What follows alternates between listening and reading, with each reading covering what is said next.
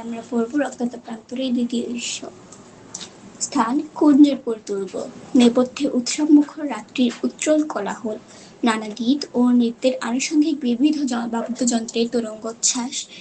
ইব্রাহিম কার্তির কক্ষ। ঝালর কাঠা মখমলের পশ্চাৎপটে একই মহিলার দুটো তৈলচিত্র, দুটোরই পাদদেশে ফুলের স্তূপ এবং তার পাশে একটি করে প্রদীপ জ্বলছে। ইব্রাহিম কার্তি প্রবেশ করতেই পেছনের কোলাহল ও নৃত্যকীর ধ্বনি মৃদু থেকে মৃদুতর হয়ে আসবে।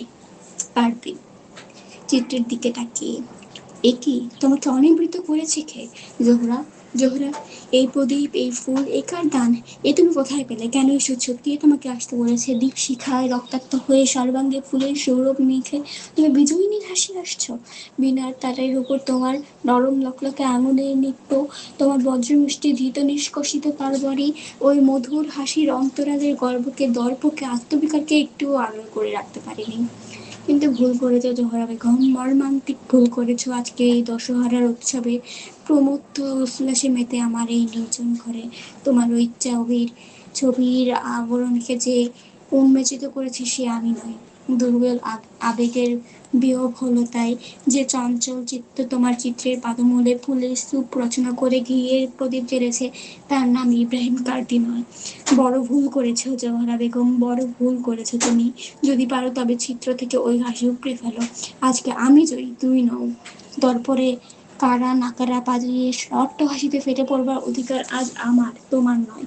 তুমি আজ সত্যি পরাজিত, বিস্মিত, বিসর্জিত। একবার সমস্ত তর্কটা ঘুরে আসো। এখন দেখবে সকল অন্ধকারে বিদীর্ণ করে সহস্র আলোর রশ্মি শুধু একটা সত্যিই ঘোষণা করছে, সরি, ইব্রাহিম কার্তি বেঈমান নয়, অকৃতজ্ঞ নয়।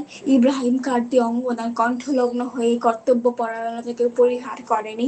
ইব্রাহিম কার্তি রণকুশলী সত্যনিষ্ঠ বীর সৈনিক। এক ফুৎকারে নিভিয়ে দিই তোমার এই প্রদীপের আলো, দু হাতে তছনছ করে ছড়িয়ে দিই ফুলের স্তূপগুলো। হাতে একটি তারা, তাতে কিছু ফুল ও একটা প্রদীপ জ্বলছে। নিঃশব্দে ঘরে এসে ঢুকেছে এক মার্কা তরুণী। না, তুমি পারো না ভাই, ওই প্রদীপ আমি জ্বেলেছি, ওই ফুল আমি কুড়িয়ে এনেছি। কার্তিক ক্ষণের জন্য স্তব্ধ হয়ে থাকে, দু হাতে কপাল রগড়ায়, তরুণীর দিকে না চোখ ঘুরিয়ে। এ কাজ তুমি কেন করতে গেলে? আমি তোমার বোন, সেই জন্যে। কিন্তু তবু তুমি হিন্দু, মারাঠা মেয়ে, আমি মুসলমান, পাঠান। আমার বেদনা তুমি কি বুঝবে কি করে? বোন বলে ডেকেছ, তাই কিছু বুঝি, বাকিটুকু বুঝতে পারি, কারণ আমি মেয়ে। আজ এই ছবি তুমি এমন করে অনাবৃত করলে যে থাকলে এই উৎসবের রাত তোমার জন্য মহোৎসবে পরিণত হতে পারত। তাকে চুপে চুপে ডেকে আনতে চেয়েছিলাম, যাকে আমি চাইনি। তাকে তুমি ডাকতে গেলে কেন? দেয়ালের গায়ে কালো পর্দা দিয়ে এই ছবি আমি ঢেকে রেখে দিয়েছিলাম।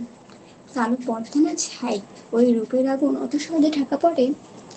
তুমি সব কথা জানো না। কি জানি না? সাধারণ সৈনিকের কাজ করেছি ফরাসি সৈন্যবাহিনীতে।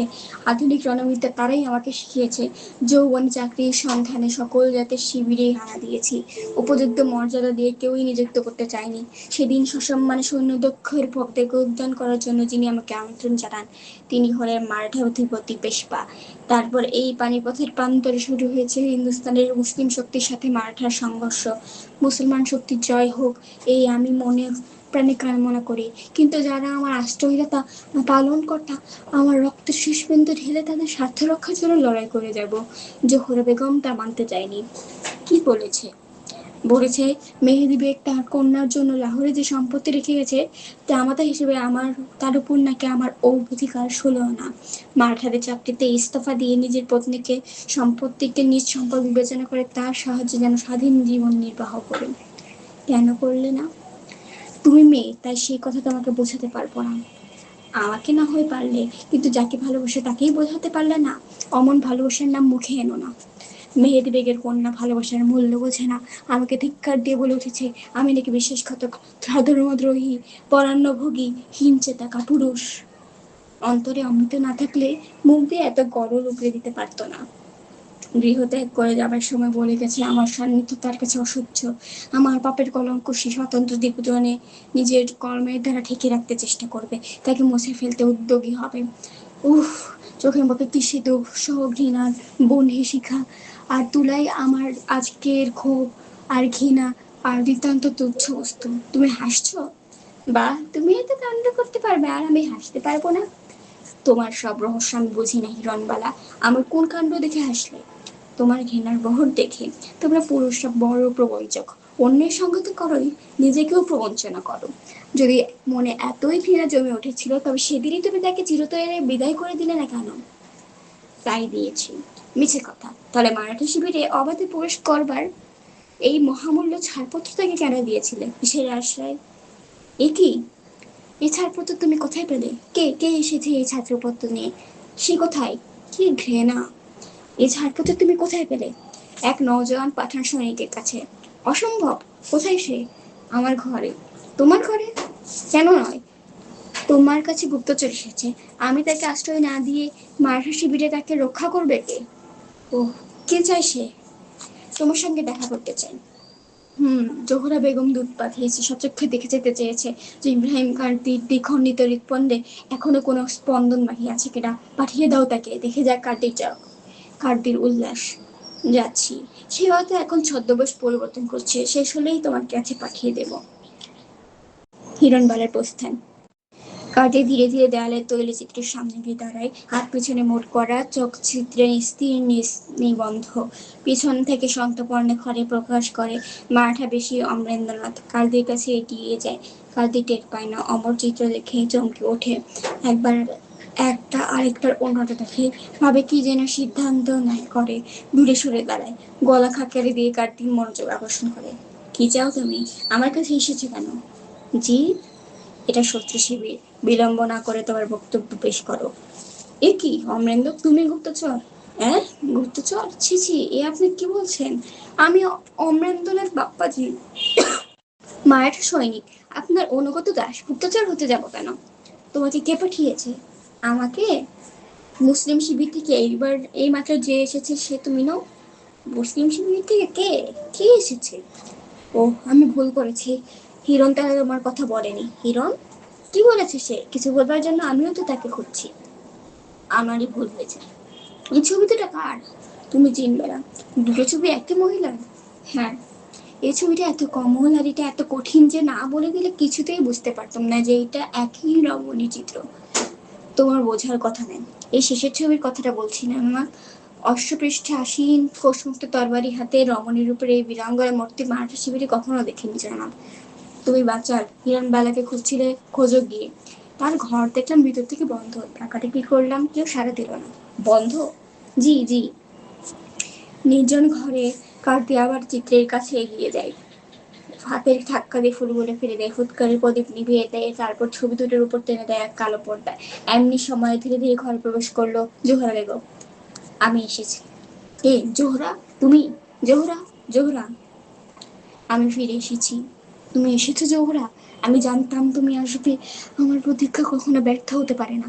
আমিও জানতাম আমি আসবো। কতদিন তোমাকে দেখিনি, তৃষ্ণায় দু চোখ আমার পুরে খাক হয়ে গেছে। কতকাল তোমার এই রূপ আমি দেখিনি। অশ্বপৃষ্ঠে নয়, মাটির উপরে দাঁড়িয়ে তুমি, রক্তাক্ত তরবারি নয়, হাতে তোমার মেহেদি পাতার রং, ওই আনত মুখ, ওই নির্মিলিত চোখ, এত রূপ তোমার। একবার মুখ তুলে তাকাও আমার দিকে। তুমি এত ভালোবাসো আমাকে? আরো পরীক্ষা করতে চাও? আমি পরীক্ষা করতে আসিনি, গ্রহণ করতে এসেছি। আমি তো সে কবে থেকেই দেউরিয়া। দান করবো কোত্থেকে? সে আমি শুনবো না। আমার পাওনা আমি আদায় করবই। যুদ্ধ শিবিরের অনিয়ম এবং শ্রম তোমাকে এতটুকু স্পর্শ করতে পারেনি। তোমার চোখে সেই আগের জ্যোতি, গায়ের রঙে সেই আলোর ঝলকানি, আর সারা শরীরে তোমার রূপের সেই মাতামাতি। তোমার শরীর আগের চেয়ে ভালো হয়েছে জোহরা। পোড়া শরীর, মনের মানা মানে না। পথে কোনো কষ্ট হয়নি তো? মুসলিম শিবির থেকে বেরিয়েছি পাঠান সৈনিকের বেশে, এখানে এসে ভর করেছি হিরণবালার উপর। বাকিটুকু তুমি জানো। তোমার হাতে যেদিন প্রথম তলোয়ার দিয়ে তুলে দিয়ে বলেছিলাম আঘাত করো, সেদিন কি কামনা করেছিলাম জানো? জানি। তুমি আমার নারীত্বকে পূর্ণতা দান করতে চেয়েছিলে। তুমি স্বামীর উপযুক্ত কাজ করেছিলে। আমি অযোগ্যা, তাই তার মান রাখতে পারিনি। ভেবেছিলাম তোমার রূপের ঐশ্বর্যের সঙ্গে যদি শক্তি সুশিক্ষা যুক্ত হয় তবে তুমি সত্যি বাচ্চার বাচ্চা বনে যাবে। ক্ষমতাও তোমার ছিল। মাসটা পেরোতেই ওষি চালানোর ওস্তাদকে হার মানালে। অশ্বারোহণের কৌশলে আর ক্ষিপ্রতায় তুমি আমাকে স্তম্ভিত করে দিলে। তারপর একদিন এই নবসম্ভার জয়ধ্বজা উড়িয়ে আমাকে সত্যি আঘাত করলে, আমাকে ত্যাগ করলে, আমার মুখে মাটি চাপা দিয়ে চলে গেলে। এই অভিযোগ সত্যি নয়। তুমি জানো আমাদেরকে উল্টো করে আলাদা করেছে কোন শক্তি? কেন তুমি মুসলিম শিবিরে নও, কেন মারাঠা শিবিরে? এই অভিযোগ সত্য নয়। তুমি জানো মিছে কথা। যদি সেটাই সবচেয়ে বড় সত্য হতো, তাহলে আজ কি করে সেটা মিথ্যে হয়ে গেল? আজ কি করে তুমি সকল দ্বন্দ্ব সংশয় চূর্ণ করে গভীর রাতে মারাঠা শিবিরে আমার ঘটে ছুটে এলেন তোমাকে নিয়ে যেতে? কার্ডে হেসে ওঠে। তুমি উন্মোদিনী, তুমি রমণী এবং উন্মোদিনী। তোমার সঙ্গে সঙ্গত ও শোভন আচরণ করা নিরর্থক। কি বলতে চাও তুমি? অপেক্ষা করো। পুরুষের পরাক্রম হৃদয়হীনা নারীর দম্ভকে কি করে পরাভূত করবে এখনই প্রত্যক্ষ করবে। আমি জোর করে তোমাকে শিবিরে আটকে রাখবো। একটা ঘন্টায় মৃদু আঘাত করে কার্ডি বলে। একবার ভুল করেছি বলে কি বারবার সেই একই ভুল করতে হবে? রাতে শেষ হওয়ার আগে কুঞ্জরপুরের দৈর্ঘ্য এই দশহারার উৎসব তোমার আমার পুনর্মিলনের সোনাভাগে কল কল করে হেসে উঠবে। কোনো পাঠান সৈনিক বা রমণী যেন আজ রাতে এই মারাঠা শিবির ত্যাগ না করতে পারে, তার পাকা ব্যবস্থা করে রাখবো। শক্তির যে সুশিক্ষা তোমার কাছ থেকে লাভ করেছি, তার ক্ষমতাকে অবহেলা করো না। জোহরা বেগমকে জীবন্ত আটকে রাখবে এমন শক্তি তোমার প্রহরী নেই। রাত্রি শেষ হবার আগেই দেখবে তোমার প্রহরীর নয় তোমার পত্নীর রঙে তোমার মারাঠা শিবির রঞ্জিত। জোহরা, আড়াল থেকে তোমার প্রহরীকে যে চলে যেতে পারো। গার্ডি ঘন্টায় মৃদুভাবে দুটো আঘাত করে। কেউ নেই। তুমি জানো কুঞ্জরপুরের দুর্গকে আমরা দিল্লি থেকে সম্পূর্ণ বিচ্ছিন্ন করে দিয়েছি। তোমাদের শিবিরের রসদ প্রবেশের রাস্তা আহমদ শাহ দুর্রানির চরেরা পাহারা দিচ্ছে। কুঞ্জরপুরের থেকে নড়ে বড় যে তোমরা পানিপথ পর্যন্ত এগোতে পারবে, তাই কিন্তু তারপর আর নয়। সমস্ত হিন্দুস্থানের মুসলমান বাকপথে সম্মিলিত হয়ে অপেক্ষা করছে। যমুনার পানি তাদের রক্তে লাল হয়ে যাবে, কিন্তু হিন্দু মারাঠাকে উচিত শিক্ষা নিয়ে না দিয়ে তারা কেউ জীবন্ত ফিরে যাবে না। আমি জানি। আর একদিন কি দুদিন, তারপরে সে ঘোর সময় শুরু হবে। তুমি ফিরে এসো, আমার সঙ্গে ফিরে চলো। যে ফিরে যাবে সে আমি হব না, সে হবে বিশ্বাসঘাতক, সে হবে ইব্রাহিম কার্ডির লাশ। তাকে দিয়ে তুমি কি করবে? তুমি কাঁদছো ভারতের মুসলিম শক্তি জয় জয় হোক, তার পূর্ণ গৌরব ফিরেবার বিশেষ করো এই কামনা আমার মনে অহরহ জ্বলছে। কিন্তু ভাগ্য আমাকে প্রতারিত করেছে। সে গৌরবে অংশগ্রহণের অধিকার থেকে আমাকে বঞ্চিত করেছে। আমার সংকটের দিনে যারা আমাকে আশ্রয় দিয়েছে, কর্ম নিযুক্ত করেছে, ঐশ্বর্য দান করেছে সেই মারাঠাদের, বিপদের দিনে আমি চুপ করে বসে থাকবো? পদত্যাগ করবো, দলত্যাগ করবো? সে হয় না ওরা। আমি সৃষ্টির জানি, জয় পরিযায়ী যাই আসুক, মৃত্যু ভিন্ন আমার মুক্তির অন্য কোনো পথ নেই। এ সময় তুমি আমার কাছ থেকে চলে যেও না জোহরা। চারদিকে বড় অন্ধকার, মাঝে মাঝে রক্তের লাল ছোপ মাখানো, বাদবাকি সব কালো কালো ঘোর অন্ধকার। জোহরা, আমাকে শক্ত করে ধরে রাখো। যখন অন্ধকারে শ্বাসরোধ হয়ে আসবে, তখন যেন অনুভব করতে পারি তোমার মেহেদি পরা হাত আমার রক্তহীন দেহ আঁকড়ে ধরে রেখেছে। জোহরা, আমাকে ক্ষমা করো, ক্ষমা করো। এই মারাঠা শিবিরে আমি তোমাকে স্পর্শ করতে পারবো না। আমি মেহেদি বেগের কন্যা। মারাঠা দস্যুরা আমার পিতাকে হত্যা করেছে। এই শিবিরে তোমার আমার মাঝখানে আমার পিতার লাশ শুয়ে আছে। আমি তোমার কাছে এগুলো কি করে, তোমার হাতে হাত রাখবো কি করে? আমাকে ক্ষমা করো জোহরা, আমাকে আর ডেকো না, আমি যাই। যাবার জন্য জোহরা পা বাড়ায়। জোহরা, একটা কথা শুনে যাও। বলো। হয়তো ভুল ফেলে যাচ্ছিলে। চোখে পড়ে মাটি থেকে মারাঠা শিবিরে প্রবেশ করার ছাড়পত্রটা হাতে তুলে নেয়। এটা তোমার জিনিস, নিয়ে যাও। আর যদি কখনো হঠাৎ কারোর জন্য কষ্ট হয়, ইচ্ছা হয় মারাঠা শিবিরে ছুটে আসতে, এই ছাড়পত্রটা তুমি যদি না খুঁজে পাও, নিয়ে যাও। জোহরা আবেগবুদ্ধ অশ্রুপ্লাবিত বিকৃত মুখে না, না, না, ছুটে বেরিয়ে যায়। ধীরে ধীরে পর্দা পড়বে। দ্বিতীয় দৃশ্যের এখানে সমাপ্তি। পরবর্তীতে তৃতীয় দৃশ্য এই চ্যানেলে পাওয়া যাবে। ধন্যবাদ সবাইকে।